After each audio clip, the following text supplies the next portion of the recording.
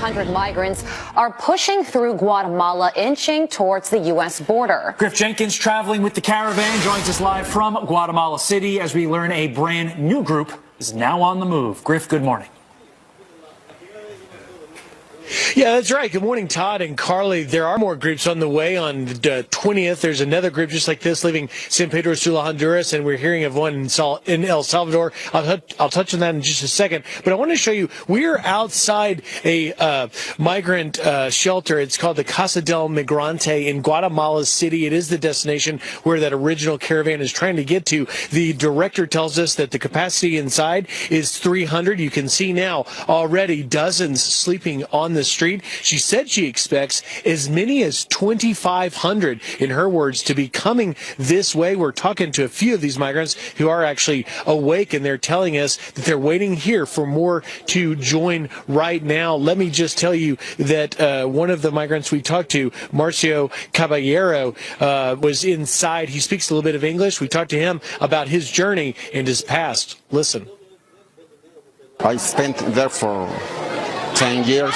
What happened? 2 years ago.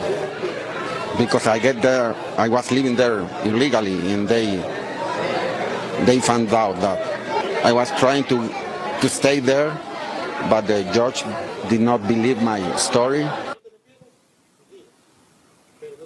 So we know that somewhere north of 1,500 to 2,000 migrants are crossing that Honduran border, already have done so. Now with this new one coming from El Salvador, which are reports from Reuters were that it was 150, but expected to grow along the way, and gaining some of the Guatemalan citizens who will join this caravan. What you're going to see is a swelling of sorts of the migrants, because it is Mexico where they most fear both the criminal organizations that will prey on them, along with Mexican immigration police that will quickly deport them if they're a small group. So they're gathering here, and they're marching towards 157 miles exactly from where I stand to the Tapachula, Mexico border. They'll begin that later today or on Friday. Guys?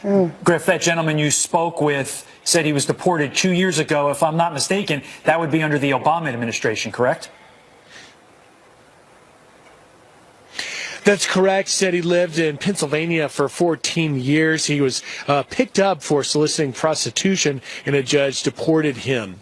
Now he says that he's not sure exactly how he's going to get back, but he does know it's going to have to be illegally because he has a very weak case, obviously, for asylum. Todd? And Griff, really quickly, have you spoken to anybody in the migrant caravan that is aware of what's going on in the United States, meaning President Trump has spoken out against this group of people coming to the United States, and that our government is partially shut down as a result of border security?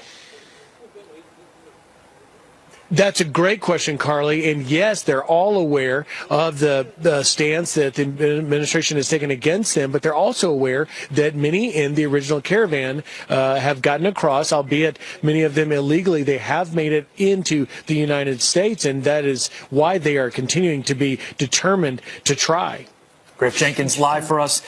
Guatemala City. Griff, thank you, as always. President Trump has threatened to cut off aid to countries that do not do their part in stopping the flow of illegal immigration. So, with 2 new caravans on the way, our next guest explains why that should be the president's next step. News alert right now. Another migrant caravan marching toward our southern border, this one from El Salvador. And just last month, the State Department pledged billions to prevent new caravans from forming. With 2 more on the way, should the president take that money back? Here now to weigh in is former political director for the Republican Party of Texas, Ash Wright. Ash, thanks so much for being here. You say the president should immediately cut funding to El Salvador, Guatemala, and Honduras. Yeah, Why? absolutely. So we did the billions of dollars that they gave last week. We also give over $150 million annually in aid to those countries. Obviously, they're not using that aid for what the purpose of the money. It's not working. It's better off in our hands. We're actually, once they get to our border and they're south of us, we're the ones that are providing the aid and the tents and the housing for them and for children and the food. And so that money is better off in our hands when they actually get to our border. And so there's no reason for us to continue to give that aid to those countries. We give these countries money to make them more livable places. So if we cut funding, Won't more people want to leave the country and come into the United States? Well, I mean, I agree with that, yes, except for the fact that they're still wanting to come here anyways. And so as we give away billions of dollars, the idea would be that we're propping up governments that are socialist and that have no economic or capitalism system for their citizens. The problem is it's not working.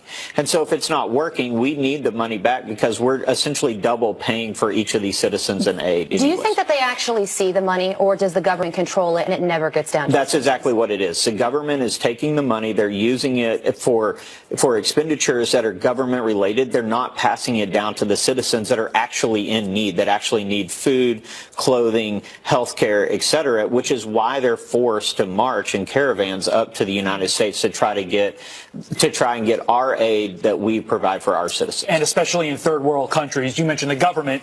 There's an implication there that there's a lot of corruption going on with this money just being funneled into the hands of the elite of these third world countries. Absolutely. And never seeing the light of day. Want to get your opinion on this. A federal judge in New York barring the Trump administration from adding a question about citizenship to the 2020 census. To hear the judge and to hear Democrats talk about this, it was a procedural decision. But playing lawyer here for a moment, I don't know of a lot of procedural decisions that are longer than a paragraph. This decision was almost 300 pages. Yeah. What's going on here? So 277 pages.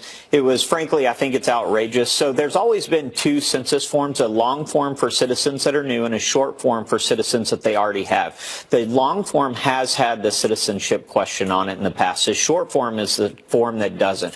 The problem with not asking it and why the State Department needs to ask it is because our congressional districts are 435 total, but they're based on population. And so if you take a large number of illegal immigrants that are completing a form where they're not forced to say whether they're an actual citizen or not, it will overweight congressional populations and congressional representation into states. Like I was researching it last night. It'll be 3 in California, roughly 3 or 4 in Texas, at least 2 in Florida. And so those states will get more congressional seats and it'll end up being Minnesota, Michigan, Ohio that could possibly lose them because they have less immigrants and so, or less illegal immigrants that are not completing the forms. And so that's really the problem, is it's an infringement upon American citizens when it comes to their representation in Congress.